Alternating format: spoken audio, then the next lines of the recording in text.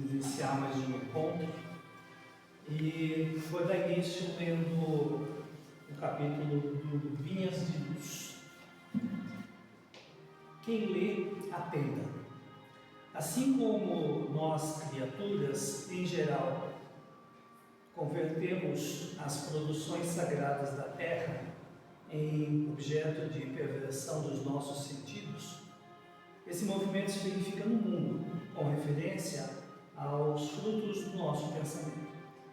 Frequentemente, as mais santas leituras são tomadas à conta de um temperamento emotivo, destinado a sensações renovadas, com receio pernicioso ou com a indiferença pelas obrigações mais justas.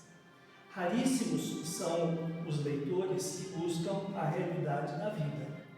O próprio Evangelho tem sido, para os imprevidentes e levianos, um vasto campo de observações pouco dignas. Quantos olhos passam pelo Evangelho apressados e inquietos, anotando deficiências da letra ou registrando equívocos a fim de espalharem sensacionalismo e perturbação. Alinham muitas vezes as contradições aparentes e maltratam com enorme desprezo pelo trabalho alheio tudo aquilo que foi plantado em dadivosas mãos da fé renovadora. A recomendação de Jesus, no entanto, é infinitamente expressiva. É razoável que, quando lemos, o homem ignorante e animalizado represente um conjunto de muitas brincadeiras, mas o espírito de religiosidade precisa penetrar na leitura séria, com a real atitude de elevação. O problema daquele que lê o Evangelho não é o de ler para alcançar novidades emotivas ou conhecer a Escritura, mas para transformá-la em arena de luta pessoal. Mas o de ler atende a Deus, cumprindo-lhe a divina vontade. Interessante essa passagem, porque ela fala exatamente das pessoas que leem, mas não compreendem, né? E pegam a leitura só aqueles pontos que são de interesse. Isso é muito comum. Então vamos iniciar fazendo uma oração. Vamos pedir ao Mestre Jesus que faça derramar suas bênçãos sobre todos nós. Vamos pedir aos bons Espíritos que nos protejam, nos orientem e nos amparem. Que a bondade que vem do mais alto possa espalhar sobre nós, sobre todos aqueles que precisam, sobre aqueles que estão passando por dificuldade e por todos aqueles que lutam em produzir em si próprios a melhoria, a reforma. Que a bondade de Deus possa nos ajudar e que possamos cada vez mais nos tornarmos seres melhores, mais elevados, atingindo assim o objetivo de nos tornarmos pessoas mais dignas. Que os bons Espíritos nos amparem, que depois do passe eles nos protejam e nos alimentem de toda a energia necessária e que tenhamos hoje uma boa tarde de conversas, que assim seja. Bem, muito obrigado pela presença. Nós estamos hoje buscando retomar alguns assuntos e um ponto que tinha sido colocado é que nós utilizemos as passagens do Livro dos Espíritos para aproveitar e trazer essa discussão nas reuniões de sábado, naqueles dias que nós não trazemos oradores de fora. Quando vem alguém de fora, nós aproveitamos a palestra dessa pessoa que vem. Mas no nosso dia a dia, nós vamos dar seguimento. Eu gosto muito de dar seguimento ao Livro dos Espíritos. Há 3 semanas atrás, eu estive, nós chegamos no capítulo 1, e esse é o capítulo 2 do Livro dos Espíritos, que fala sobre o princípio vital. E é interessante nós refazermos essa leitura, porque toda vez que nós lemos o Livro dos Espíritos, ou o Evangelho, ou o Livro dos Médiuns, ou qualquer obra espírita, nós temos uma visão diferente daquilo que foi feito na primeira leitura, muito parecido com o que o texto do livro Fonte de Vinha de Luz aqui falou. Nós fazemos a leitura e ao fazer a leitura nós interpretamos de um jeito um pouco diferenciado. E eu gosto exatamente de estudar isso daqui, porque é uma oportunidade que eu próprio tenho de rever esses conceitos. Então, vamos falar sobre a questão falar sobre a questão do princípio vital e da questão da vida e da morte que está contido dentro disso. A Kardec questiona, nesse capítulo 2, quais são os seres que têm princípio vital. E os Espíritos dão uma orientação a ele. Nos divide em 3 categorias na natureza deste planeta Terra. Diz que nós temos, dentro desse planeta, seres orgânicos. Na época, o Kardec não sabia dessa definição da química, mas normalmente seres orgânicos são aqueles compostos por átomos de carbono e oxigênio. Então são todos os seres vivos no seu geral. E dentro desses seres orgânicos, Kardec questiona o que seria isso, o que eles têm. E os Espíritos respondem que esses seres orgânicos são aqueles que têm em si uma fonte de atividade íntima, ou seja, aqueles que funcionam e exercem uma série de situações na sua convivência. E um ponto que ele coloca e destaca no Livro dos Espíritos é que existe vida. Então, normalmente, ser orgânico é aquele que tem vida. Que vida é essa? Ser que nasce, cresce, se reproduz e morre. Então, cumpre o seu ciclo vital. Esse princípio de vida vai fazendo com que esse ser vá se desenvolvendo de acordo com a necessidade. E muitos deles desenvolvem órgãos especiais, de acordo com a necessidade do ambiente onde eles estão. Então nós percebemos isso na vasta amostra que a natureza nos dá. Tem animais que são fisicamente adaptados ao meio onde eles vivem, outros vivem em condições muito altas, outros muito profundas, outros em frio extremo, outros no calor extremo, alguns com ferramentas, como nós desenvolvemos essa ferramenta muito boa aqui para fazer tudo que a gente tem. Os animais também desenvolvem ferramentas, patas, garras, dentes e tudo aquilo de acordo com o que ele precisa. Precisa para quê? Para cumprir os seus atos da vida, ou seja, esses seres possuem vitalidade. Vitalidade que começa com o nascimento e encerra com a morte física. E também na natureza nós temos aqueles que são inorgânicos, ou seja, aqueles aos quais simplesmente é uma agregação da matéria, mas eles não têm vida. Então são compostos químicos, minerais, do ar, da água, por exemplo. Este material aqui é um composto químico, então ele não tem vida, ele é inorgânico. Então, a partir dessa divisão, Kardec busca aprofundar um pouquinho mais e ele questiona na pergunta número 60 do Livro dos Espíritos, tentando entender um pouco mais sobre isso. Kardec pergunta assim, é a mesma força que une os elementos materiais dos corpos orgânicos e inorgânicos? O que une esta barra de alumínio e o que une os meus órgãos internos e a minha pele é a mesma força? Sim. Hoje a química diz para a gente que é a força de atração entre os átomos. É a força de contato molecular que faz com que tudo fique atraído. Kardec obtém essa resposta do Espírito aqui, sim, é a mesma para todos, é a lei de atração. Atração o quê? Atração eletromagnética, química, energética. Então essa atração molecular faz com que tudo que a gente vê fique conectado entre si, de um jeito em que dê aquilo uma forma, uma utilidade e uma utilização. E Kardec pergunta, mas espera aí, difere a matéria dos corpos?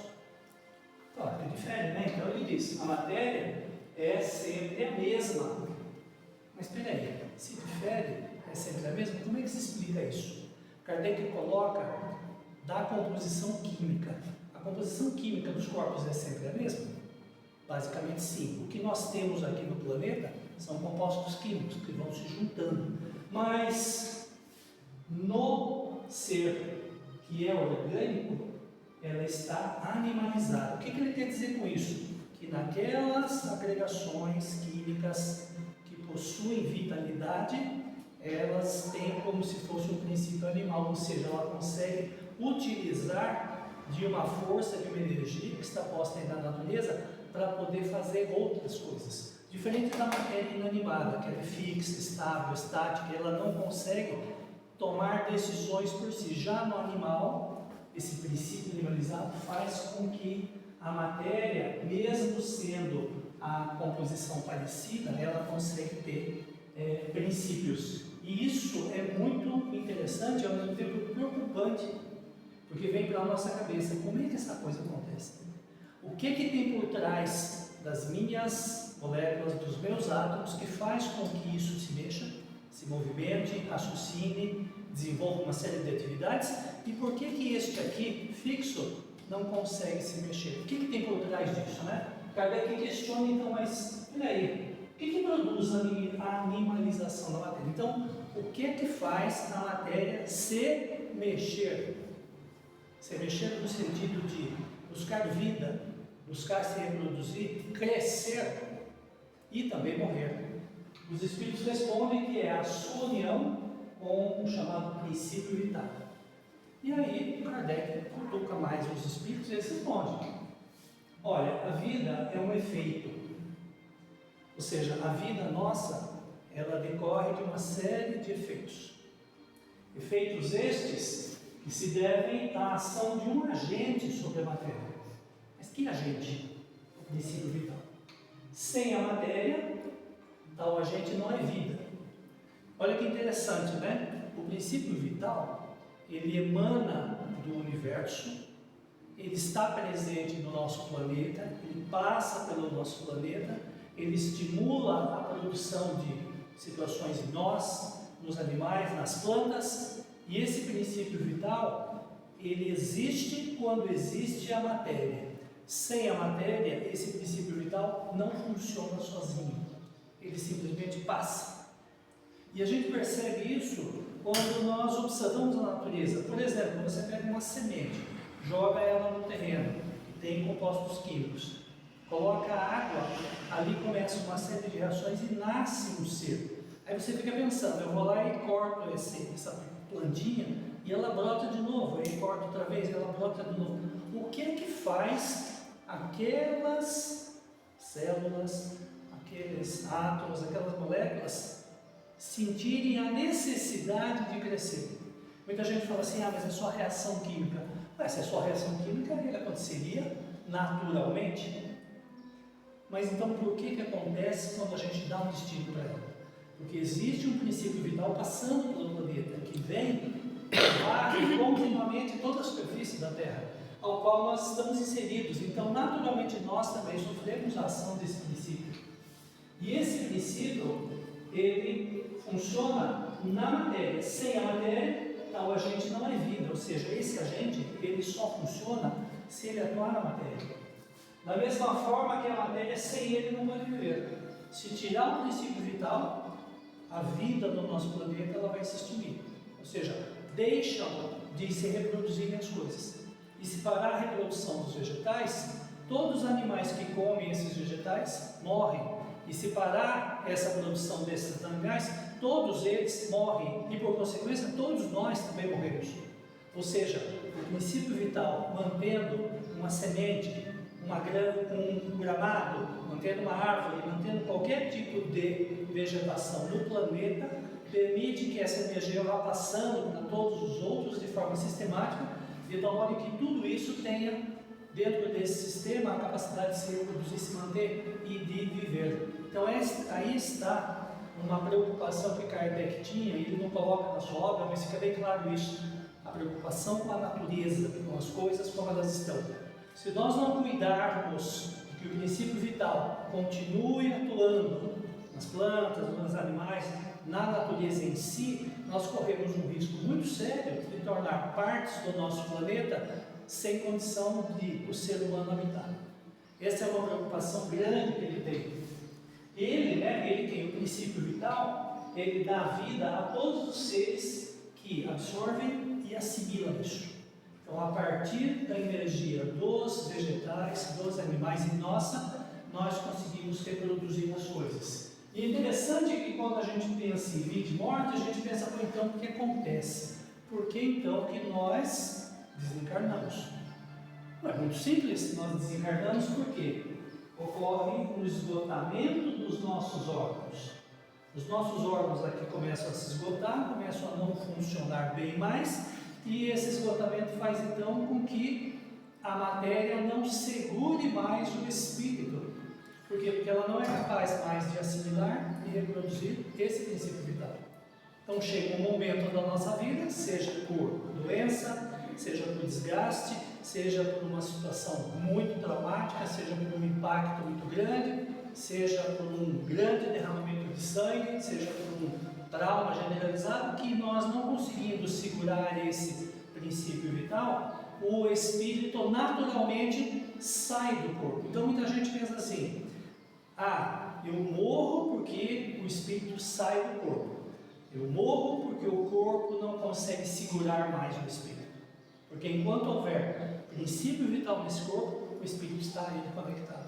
Quando o princípio vital desse corpo se esvair, se acabar, o espírito naturalmente se solta. E essa é uma coisa muito interessante, porque a máquina física, o Kardec usa essa palavra, né? Máquina física fica desorganizada. E quando a máquina está mal organizada, ele diz até como exemplo, param os movimentos. Então, quando o corpo está enfermo, a vida se extingue dependendo do tamanho dessa enfermidade. Ou seja, o princípio vital, não sustentando o corpo, permite a saída do espírito. Muita gente tem medo, né? Fala assim: poxa, mas eu tenho medo de repente dormir e morrer, né? Só vai acontecer isso se o seu corpo parar de funcionar abruptamente. Ele parar de funcionar instantaneamente. Caso contrário, você acorda de manhã cedo, você ainda está dentro do corpo. Por quê? Bem ou mal, doente ou saudável, esse corpo mantém o princípio vital. Se esse princípio vital for arrancado, o corpo simplesmente não segura o espírito. Então o espírito dá um passo ao lado e consegue até observar o corpo e fala: poxa, mas o que aconteceu? Eu não estou mais lá? Não, porque o princípio vital de lá, que te segurava, permitiu que você saísse. Então, sem o princípio vital, o corpo deixa escapar o espírito. Muita gente fala assim: eu tenho medo de morrer porque o espírito vai embora. Não, não vai embora enquanto o corpo estiver funcionando, certo? Esse é um ponto bastante tranquilo. Então, o que acontece com o corpo? Então, o corpo após a morte, também um ser material, o corpo é matéria, está no planeta, é composto por matéria do planeta. Naturalmente, o que vai acontecer? O corpo passa por transformações. Ele vai inicialmente se decompor e, ao se decompor, produz energia e se transforma em novos compostos químicos. Então eu vou virar o quê? Você vai virar matéria orgânica pensando no corpo, e essa matéria orgânica vai ser utilizada para outras coisas. Mas e se eu cremar? Vou só acelerar o processo. Vou fazer a liberação da energia e da matéria orgânica muito mais rápido. Mas o que vai acontecer com isso? Vai acabar? Não. Uma lei anterior a Kardec, de 1785, que é chamada Lei de Lavoisier, que foi um químico, ele estabeleceu em 1785 a chamada Lei de Conservação. Então, tudo o que nós temos aqui no nosso planeta conserva a sua massa. Portanto, Lavoisier diz o seguinte: num sistema fechado, e o planeta Terra é um sistema fechado, né? Ele não se comunica fisicamente com nenhum outro lugar, né? O planeta nosso ele é fechado, coberto, né? Esse aboplado de terra e água, coberto com a atmosfera, ele é fechado. Tudo que acontece aqui dentro, no sistema fechado, a massa total dos sementes é igual à massa total dos produtos. Então, mesmo que toda a população animal do planeta morra, a massa do planeta não vai mudar em nada. Mesmo que todas as reações químicas aconteçam, a massa do planeta não vai mudar em nada. Ou seja, vai continuar sendo exatamente o que é. Porque a matéria não é criada nem destruída, ela se transforma. Então, o princípio do Lavoisier que diz: da natureza nada se cria, né? Nada se extingue, tudo se transforma. Então, esse princípio químico norteia Kardec. Então, Kardec fala assim: puxa, mas então, como é que a gente faz para a coisa da vida acontecer? Os espíritos explicam que os órgãos, ou seja, as partes nossas, as partes dos animais, as partes das plantas, tudo aquilo que compõe os seres vivos, eles vão impregnando-se de fluido vital e aí começam a exercer suas atividades. E ele dá um exemplo como na eletricidade. Desligada a fonte, retorna ao estado de inércia. Então Kardec dá esse exemplo e a gente consegue ver isso, né? Eu vou acender aquela luzinha verde ali, né? Então eu ligo a energia passa por lá e ela acende. Eu desligo a energia, ela passa por lá e pisca. Ou seja, tudo isso está relacionado ao princípio vital. Nós estamos aqui hoje porque por nós passou essa energia e continua passando. Se cortar, paramos de funcionar. Ainda bem que esse estado da matéria, ele está presente no universo, né? E muita gente daí fica questionando, puxa, mas a matéria então pensa, é inteligente? Kardec aprofunda isso e pergunta, tá, mas e a inteligência? Bom, os espíritos aqui explicam. Seres inanimados, ou seja, formados apenas por matéria, sem vitalidade e sem inteligência. Então muita gente pensa, né? Isso aqui não tem vitalidade, portanto não tem inteligência. Perfeito. Bom, e aqueles que são animados, mas não pensam? Nesse vaso de flor aí, ó. É uma antúria ali. O antúria é animado, mas ele não pensa. Portanto, ele não tem inteligência. Agora nós somos animados e somos pensantes. Somos formados por matéria, temos vitalidade, porque estamos vivos aqui, claro, e temos um outro princípio, que é o princípio da inteligência. E esse princípio, todos os seres vivos têm. Agora, em maior ou menor grau. Então, essa capacidade mental nossa, que é a inteligência, envolve várias coisas. E conforme nós vamos aperfeiçoando a nossa vida, ela vai se tornando mais clara. Então, nós conseguimos ter mais raciocínio, mais aprendizagem, conseguimos resolver problemas, compreendemos ideias e nos adaptamos a novas situações. E é isso que nos torna humanos. O ser humano é, dentro da espécie animal da Terra, o que melhor faz isso. Outros animais conseguem fazer pequenos rudimentos disso, mas nós conseguimos fazer isso com bastante eficiência. Então, essa capacidade nossa de ter inteligência e pensar é um conjunto. E dentro desse conjunto existem múltiplas inteligências. Tem gente que numa encarnação desenvolve mais a inteligência lógica, ele aprende mais a matemática, ele aprende mais a ciência, ele aprende mais o conhecimento científico. Em outra encarnação, nós temos uma inteligência mais emocional desenvolvida. Então, nós aprendemos mais o afeto, mais o carinho, mais o respeito, mais o amor. Em outra em outra encarnação, nós desenvolvemos uma inteligência mais musical. Em outra inteligência, nós desenvolvemos uma inteligência mais de relacionamento humano.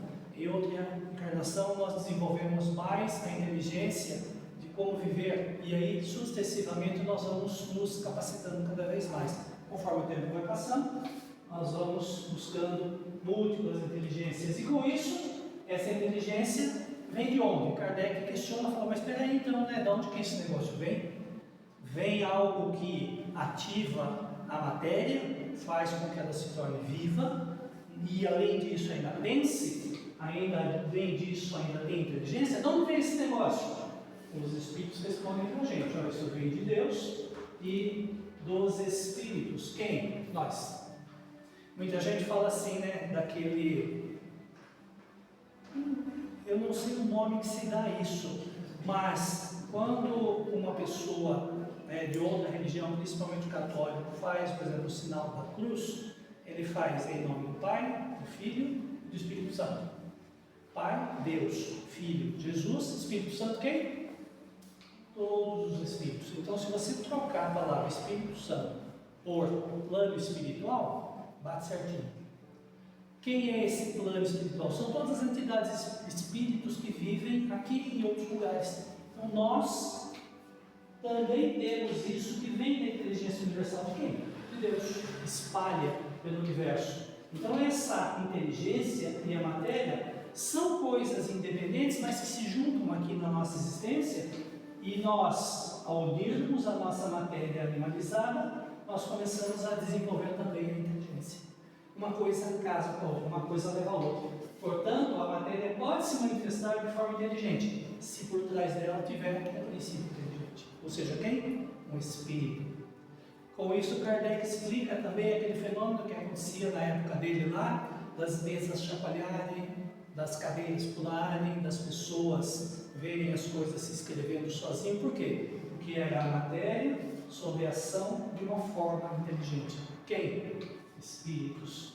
Na pergunta 72, ele pergunta assim, mas então cada ser pensante tira uma parte disso da fonte universal, Deus, e guarda para si, assimila, põe dentro de si. A inteligência é própria de cada ser e constitui a sua individualidade, ou seja, a gente vai juntando e fica com a gente, fica conosco. Por isso que se fala tanto, o que a gente leva dessa vida aqui, né? Nós levamos dessa vida aqui aquilo que a gente aprende, aquilo que a gente guarda para dentro de nós. Aquilo que é útil, aquilo que a gente sabe que funciona. E também aquilo que deu errado e a gente sabe que não devemos repetir. Esse é o ponto do aprendizado e da inteligência. A gente aprende no acerto e no erro. Por isso que nós estamos aqui. E por isso que nós temos tantas oportunidades de acertar e errar.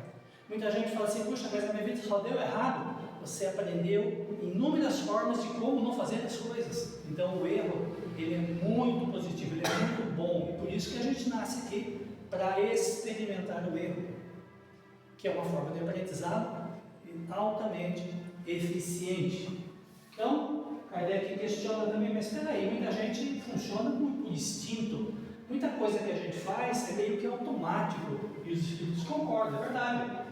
Esse impulso interno que a gente não aprendeu, ele leva a nos organizarmos e agir em resposta a certo estímulo relacionado principalmente à sobrevivência e à reprodução. Então muita gente fala assim, mas como é que é esse negócio? É instintivo nosso, é instintivo dos animais e atua de uma forma automática e eu nem penso nisso, né? Aquela situação, né? Se alguém chega para mim ali fora e saca de uma arma e aponta em minha direção, o que eu faço? Eu saio correndo para o outro lado. Isso é meio que instintivo. É natural a pessoa falar assim, poxa, mas eu não aprendi isso. Não aprende. É como a gente vê um bicho que traz risco para nós. Por exemplo, você está passando uma coisa, você vê uma serpente, uma cobra, automaticamente você se protege daquilo. Você vê um animal, você se protege. Ah, mas eu não aprendi aquilo. Não precisa, é meio que instintivo. Isso está dentro da gente. E na pergunta 73, Kardec fala assim, mas o instinto independe da inteligência, ou seja, quanto mais inteligente, menos instinto. Os espíritos falam assim, não, precisamente, ou seja, de forma muito certinha, não. O instinto é uma forma de inteligência sem pensar, ou seja, uma resposta rápida, para prover necessidades, medos, tensões, conflitos. Nós agimos por instinto. E muitas vezes nós não acreditamos muito nessa inteligência rudimentar pelo instinto e esquecemos que ela também nos avisa. Na pergunta 54, ele insiste, fala, mas então o instinto está separado da inteligência? Não, eles se confundem, eles se misturam, se juntam. Atos decorrentes dos instintos levam à inteligência. Isso explica para a gente, né, quando a gente vê um animal, por exemplo, né, um leão, lambendo o seu filhote, ele faz aquilo de forma instintiva. Por quê? Tirando aquelas sujeirinhas que ficam, né, que os felinos, os gatos têm, de ficar se lambendo um lambe o outro para ajudar na limpeza, retira parasitas, previne doenças, limpa e ao mesmo tempo desenvolve a afetividade, carinho, senso de pertencimento, respeito. Então mesmo atos instintivos levam ao desenvolvimento de inteligência. Então o gato que está lambendo o filhote hoje, o outro gato, ele está se preparando para uma nova existência, para uma nova vida lá na frente, onde ele vai lembrar daquele procedimento e ele vai se sentir mais amoroso, mais confiante, com mais empatia.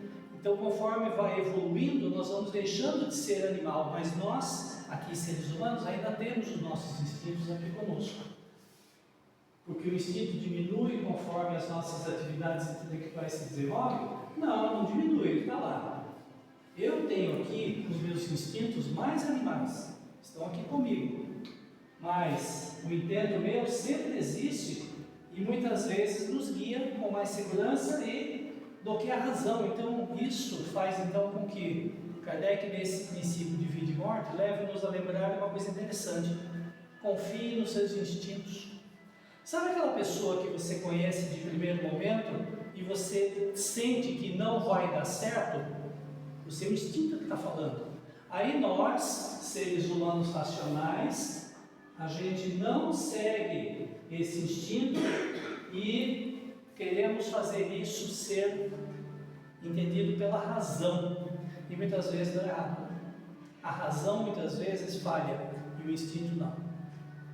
Eu percebo isso nitidamente, pessoas que você sente afetividade e aquelas que você não sente, aquelas que você já gosta e aquelas que você não gosta. Ah, eu não gosto dela, mas eu vou conviver porque é uma pessoa boa, de repente vai ver, não dá certo. Não funciona. Não funciona por quê? Porque a nossa razão, ela é falseada. E aí Kardec diz a listinha, né, do que é falseada. É falseada por quê? Pela minha má educação, porque eu não aprendi direito a lidar com isso, pelo meu orgulho ou pelo meu egoísmo, ou seja, o instinto não raciocina, ele simplesmente age. A razão permite escolha, e com a razão nós aprendemos o livre-arbítrio. E com isso nós concluímos que esse capítulo, o princípio vital vem do universo e nos anima, dá ânimo da vida para a gente. Quando nós perdemos o princípio vital, o corpo morre. Então, quando é que eu vou desencarnar? Quando o meu princípio vital sair, escapar. Certo? Princípio inteligente também vem de uma fonte, mas agora já vem de Deus. Princípio vital vem do universo. E ele se desenvolve. Então nós, nesta existência, estamos aprendendo a ser seres melhores. O instinto vem da mesma fonte, ele se aprimora, um dia se tornando inteligência. Então hoje nós vemos ações instintivas nossas que vão ser ações inteligentes mais à frente. E com isso a gente consegue perceber melhor as coisas, nós conseguimos pensar melhor, nós conseguimos ter consciência, nós conseguimos aprender com as experiências, deu certo, deu errado, o que não deu em nada.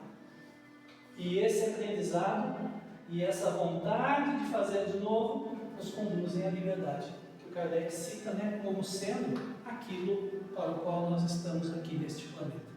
Então, para que nós estamos aqui? Para aprendermos a ser livres, na concepção mais elevada do termo.